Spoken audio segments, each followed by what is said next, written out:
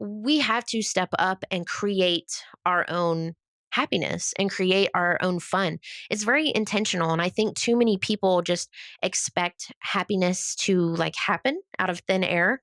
And while that sounds awesome, I just don't think that that's how it works, unfortunately. Are you wrapping cars more than 12 hours a day, every day? Working nonstop but can barely get by? Burnout, missing deadlines, and wondering just how much longer you can keep this up? That was us too. We started our wrap shop buried under $250,000 in debt, and it felt absolutely impossible. But we dug out, built a profitable shop, and are still in the trenches of owning and operating a wrap shop.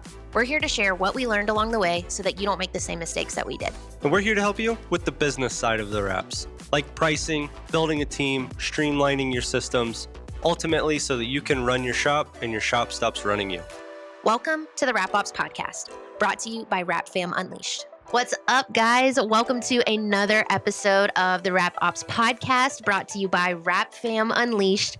Super excited for today's episode. Normally, I spend a decent bit of time kind of scripting out what I want to make sure that I cover and key points that I want to hit. And while I couldn't completely rid my OCD of doing that totally, today is a little bit more of just talking to the business owners out there who just need you need a warm hug. You need a good pep talk. Today is that day to get that from me. So today's episode is really about how to keep going when you are the owner of your own business, when you are the driving factor, when you are the one that can't call off sick, when you are the one that has to keep everything together, when sometimes it feels like everything is falling apart. It's a huge, huge weight to carry. And I feel it takes a very special person to be able to do something like this. So if you are in that spot, you're not alone and you have an awesome community around you. And that's what we're going to focus on today is let's keep going and how do we push each other, and let's talk about this conversation of basically, grind, grind, grind, don't sleep, never take a break. I'll sleep when I'm dead. And that's coming from someone who very much was like that a few years ago. So I was that energy and looked down on people who weren't that way when I was. And now I'm the opposite way. So I'm coming at you with energy from both sides of I've seen it one way and I've seen it the other. Of course, it's a spectrum. Everyone is different. So if you are like grind culture, get it done, I don't need any of this fluffy stuff, go you. That's awesome. I'm really happy for you. But if you're like me and you're an empath to your core and a little bit sensitive at times, I hope that this can be the motivating episode for you. So anyway, we're going to dive right in and get right to it.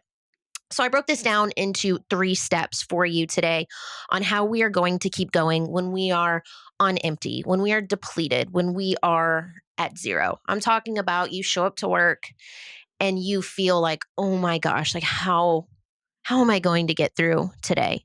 Which is such a weird feeling to feel as an owner because you may have other employees there and obviously you hope they don't feel that way. And then there's also this other mindset of, you become an entrepreneur and you think it comes with all of this freedom. And if you're like me, maybe you feel it's almost the complete opposite. It does not feel very free at all. And we're all going to work towards that. And we're all going to hope and, like I said, work for that freedom. But it's up to us to get there and to pave the path to get there. So number 1, we're going to start by moving the needle. We're going to move this needle every day. Now, the increment in the size in which you move the needle is up to you. The key here is that the needle has to be moved. So what does that mean? If you show up to work and you ask yourself genuinely, how am I feeling 0 to 100%? If 100% is full tank, let's go, let's kill today, awesome. Love that for you. Those are the best days ever. Love those days. But there are days when you might show up and you're feeling 20%, maybe you're feeling 30%. All that I'm asking is give that 20%, give that 30%. You just can't give 0%. So if you only have 20% in your gas tank and you use that, you used 100% of what you had. You gave it your all that day. And you need to be able to give yourself some grace about that. So that is me talking to myself and me talking to all of the listeners out there. You have to be able to give yourself grace, and you can't expect other people to give it to you. So that's a big thing I struggled with is I wanted my own staff to be like, "Oh my gosh, Tanner, you look tired. You look overworked. Why don't you go home and take a day to yourself?" That has never happened. No one has ever said that to me in my whole life. Do I wish? Yeah, I'd be like, "What? You noticed that? Thank you. Absolutely." But that's not going to happen. So there are days when you're going to have to say, "You know what? I am absolutely depleted and I need to put a half day in for myself or a day off for myself." And I like to think of it and kind of reverse the framework of if I was my own employee and I came up to myself and said, "I am feeling so drained and I just really need a break. And so I'm going to put in a request off for a long weekend next week," or whatever it may be. Would I be mad? No. I actually encourage my team members to do that. That you are your own assessment of your own health, your own ability. And if you need a day off, put that day off in. There are even days where I've had team members that they go home that day. And I'm like, you know what? If you're already feeling like this, let's just go home today. Of course, there are times when I'm like, I need you to tough it out until this time frame, and then I can work with you and help you out. But all that being said, why are we not doing that for ourselves? So do it for yourself too. Give yourself grace, give yourself a break if you need it. And also, the big thing here on your energy and your, what you're going to contribute to the day, how you're going to move that needle, it needs to be towards your key constraint. So let's always think of that too. So if I'm super drained and I can only do one thing today, would it make sense for me to come up with a t-shirt design that we could sell in our front lobby, or tweak my sales funnel so that we close more sales because we're slow on sales right now? You need to be able to evaluate, this one is going to drive it harder. This one might be my key constraint. This is the thing that is absolutely making the business miserable or making the day to day miserable. So I need to move the needle a little bit on fixing that problem. And this other problem can wait. So you're always going to have, I keep hitting this mic, you're always going to have a plethora of problems. And your job is to simply pick, which one today am I going to solve? Or, like I said, move the needle closer to solving. So you need to keep that in mind. And then back to the point earlier on energy. This leads me to my number 2 topic because we were flying through today. Protect your energy. Again, no one else is going to protect it for you. So, as everyone knows, I'm married to Andrew and we run the business together. And I always think that Andrew is going to, just like I said earlier, be like, "Oh, Tanner, you look tired. You worked so hard last week. Why don't you go out to lunch? Why don't you take an afternoon off?" He has never said that. He has never said that to me. Um, and it's kind of funny that I always am like, maybe he's going to say it. He's not going to say it. You have to protect your own energy and be in charge of your own day and your task and your break. But in regards to your energy level, I wrote down a couple notes here of things that I have noticed have deflated my own energy level, and I am the one to blame for that. So I wanted to share that with you. So the first one is comparing yourself to others. This may be in the rap industry, this may be with your families, with your kids, with your parents, with your friends. I don't really care who it is. We all know that it's hard not to compare yourself to the other people that you are around all the time. And that is such a dangerous slope to go down. All we need to do is be happy. Be happy that person is doing well. Be happy that person took that trip. Be happy that person got that new car. Be happy for them and keep going about our life. That's it. We don't wish ill will. We don't wish, gosh, why don't I have that? We're just happy for them and we move on. And that is the unlock. And it takes practice. But I'm telling you, if you can do that, you will just rid this weight off of your mind when you can stop comparing and realize you are on your own journey. No one's life is the same. Everyone's starting line is different. So there's just no point in comparing because there's just too many variables in there. It doesn't even make sense. The next one in here is sleep. you have to go to sleep at night and you have to get good sleep. Again, I used to be one of those people that was like, I'll sleep when I'm dead. I only need 4 hours of sleep a night. And if you listen to our first episode, that actually was what we were doing. We were only sleeping about 4 hours a night, if that. There is such a difference in my level of productivity now that I value sleep. And we value sleep in a different way too. We have this whole setup of we have the little sound machine on with like the thunderstorms. I have the humidifier on. I make my bed every day before I go to work because I like to come home to a made bed. It makes me feel like I'm like in a hotel for the night when I have a made bed. I have like this particular jammies that I wear. I always have water by my bed. It's this whole thing. Andrew wears like earplugs to bed every night. I swear that so that he stops hearing me talk late at night. And he's like, please, woman, would you go to bed?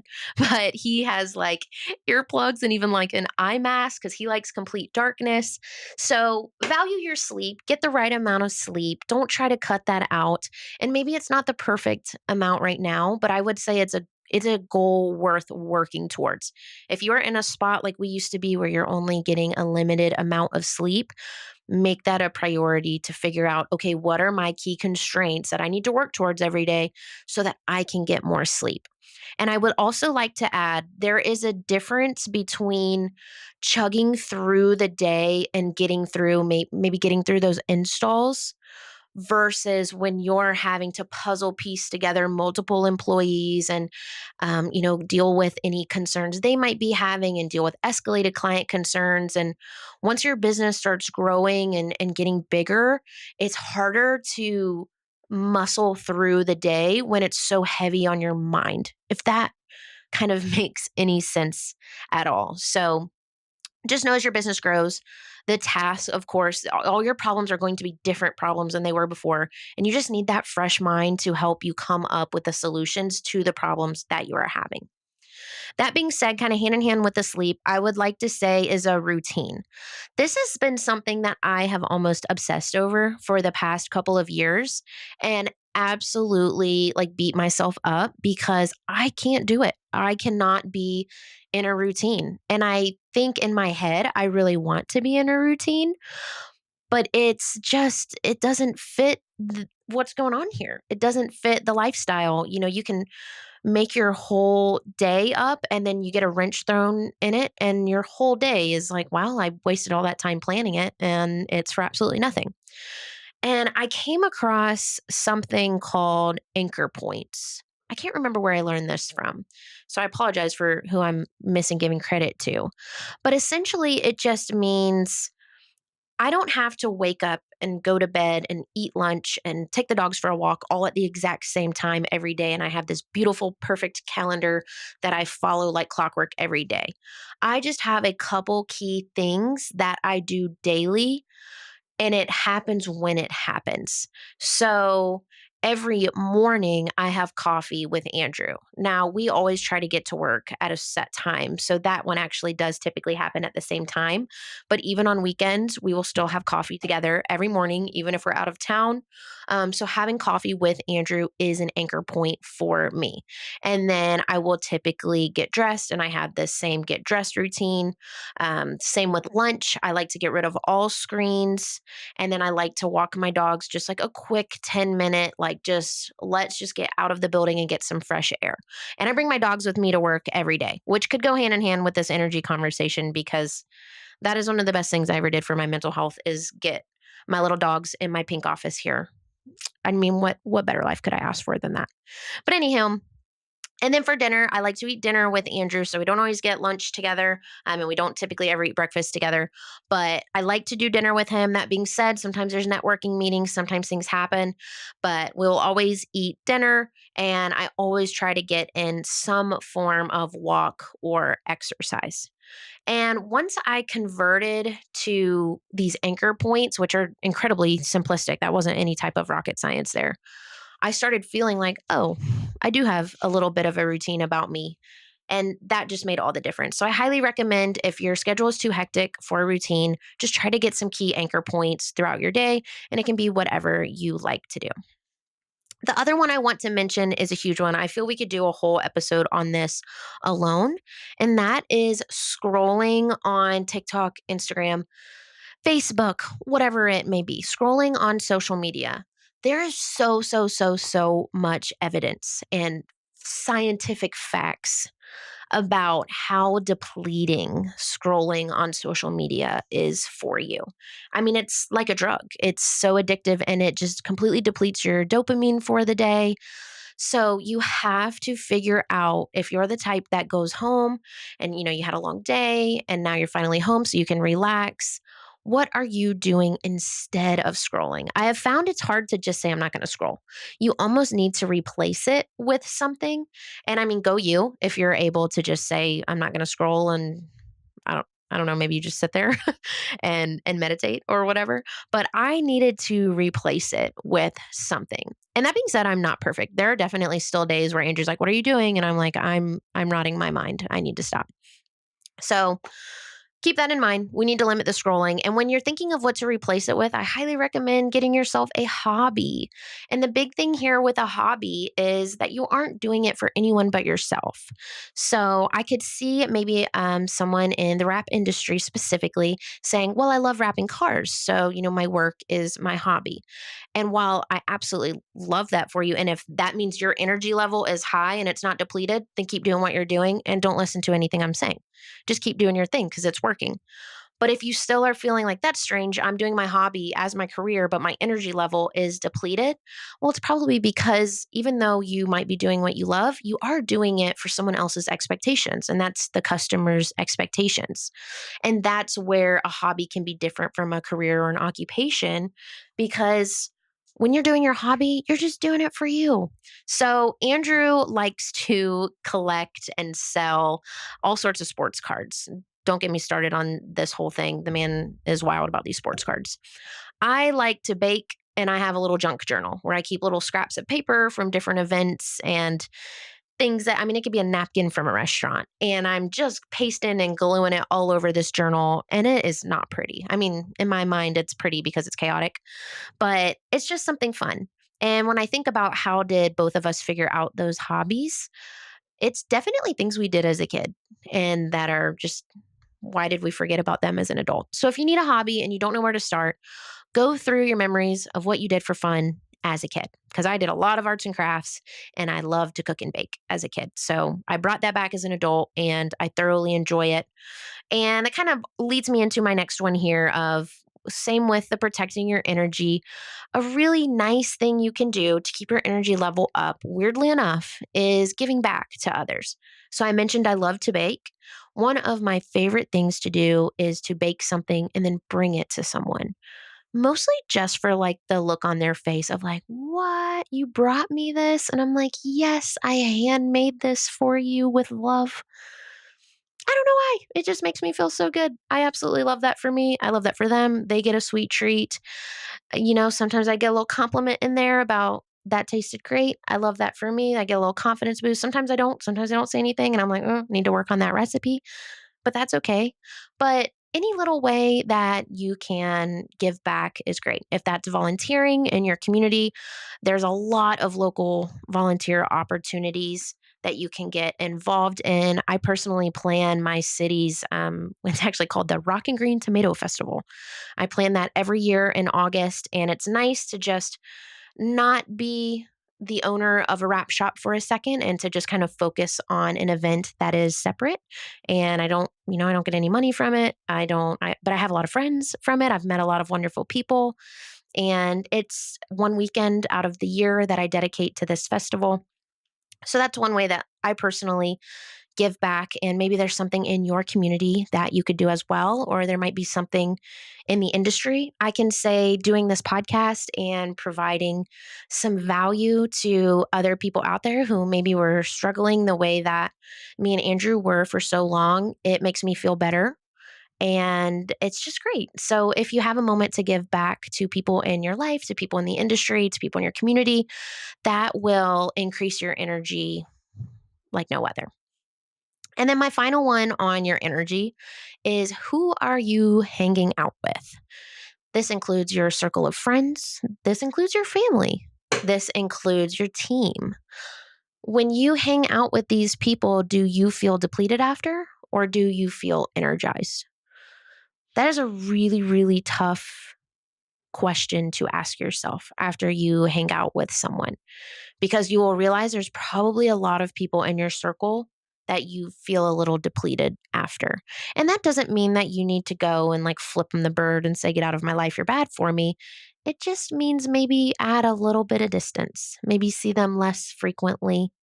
If you want to go full sin and completely cut them out, and you could do that, and people do that. That's all up to your style on that. But evaluate your circle. And the big one is your team. So there have been times that I have been afraid to come to my own building, my own wrap shop, because of how draining my current team members were at the time, because the energy was so toxic and so negative. And for whatever reason it may have been at that time, I just felt like I needed to endure it. I mean, I'm talking like it was to the point I think I was like feeling sick coming into work and trying to not come in. And Andrew had to ask me like what is going on? And I'm like, I hate walking in the building. I hate it here. Like I pull up to the parking lot and I feel like I'm gonna puke. That is a really sad feeling to have about your own business, especially because it's not as simple as like, I'm just gonna quit and go find another job. You have to like completely dismember the team and rebuild it from the ground up. And that has happened a few times. It hasn't happened just once. So your own team can unfortunately contribute to low energy levels.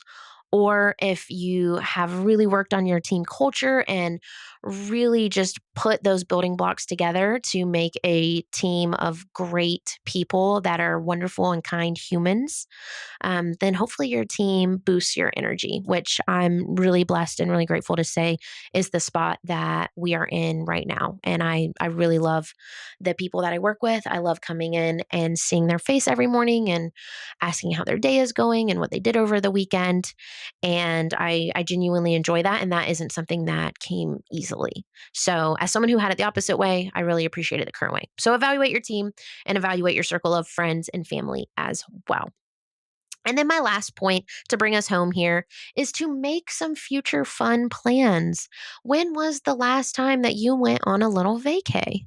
It doesn't have to be huge. You don't have to go, all the way to Mexico for a week. Bonus points if you can. That's totally awesome. But it doesn't have to be that. And when you own a business, there's so many different stages of business where you're like, yeah, on in theory, that sounds great to leave for a week, but the business will crash and burn if I leave for a week. Believe me, I get that feeling. I mean, just I think a couple months ago, we actually had our anniversary trip planned. We were going to go to Hocking Hills, which is this little kind of like naturey place with I think it's like 2 hours away from us. And we were supposed to go for a long weekend, but we did have a key employee quit. And so we had to, I think we went for like a day, which was almost more stressful than going for the long weekend. So believe me, I totally get it. We have bought plane tickets before to a trip and not been able to go because something crashed and burned right before. I feel you. I feel you. It sucks, but it does get better. So if you can't do something like a full week off, even though I really do think that would be good for you, if you could plan it out a week in advance, let your team know I am going to be gone this week in 6 months, so I cover for you guys. If you can help cover for me and come up with a plan, that is wonderful. But if you can't, what is something small that you could plan? So another example I could give you is I sat down, I was feeling kind of depleted maybe a month ago. And I was like, you know what? I need some fun in my calendar. And we can't just sit around and wait for someone else to invite us or someone to plan something. We have to step up and create our own happiness and create our own fun. It's very intentional. And I think too many people just expect happiness to like happen out of thin air. And while that sounds awesome, I just don't think that that's how it works, unfortunately.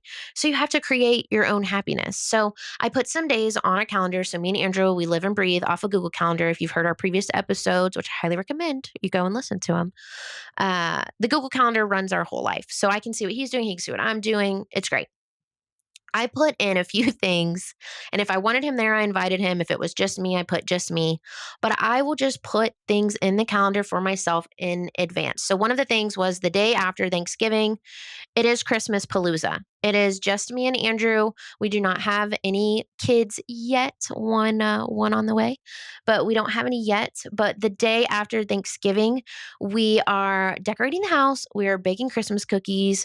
We are going to watch Christmas movies in our PJs with our dogs. We are going to see Christmas lights. It is going to be a wonderful, fun-filled Christmas day, and I take this very seriously. So I already got asked by someone actually if I was free that day, and I said no. It is Christmas Palooza. It's on the calendar. It is planned. So you have to protect it too. So don't book over your planned intentional time. But that shouldn't cost, I don't think I have any cost in that unless we want to count like baking ingredients. But that is a fun day that I have for myself that isn't going to cost anything. And it's actually the Friday right after Thanksgiving. So the shop's going to be closed anyway. Now, every now and then, I might schedule a day when the shop is open that I'm going to be gone for a half day or whatever it may be. And maybe there's an event going on or whatever, but I just try to plan in advance and have something to look forward to. I notice I do a lot better when there's just something on the calendar that is not work related that I'm like, oh, that'll be nice. That'll be, it's tough today, but I can't wait for that day because I'm going to refresh on that day. So I highly recommend that you make fun future plans, and that will make all the difference. So to recap here, are three things to do when you need to keep going and you need some help. We're going to move that needle every day. We're going to protect our energy, and we're going to make future fun plans. So I hope you found this episode beneficial to you. I know it's like the warm, like motherly hug that sometimes we need. And I am not too bashful to admit that sometimes I like a warm hug. So anyway, I hope everyone has a wonderful day. I hope you keep killing it this week. Please, please, please share this with someone that you think might be overwhelmed and just needs a good pep talk. And maybe you just need someone to tell you that you are doing great, you are doing wonderful things, and you deserve to enjoy your life the same way your team deserves to enjoy their life. And we're going to get through this. It's going to be great. So, thank you so much for listening, and we will see you in the next episode.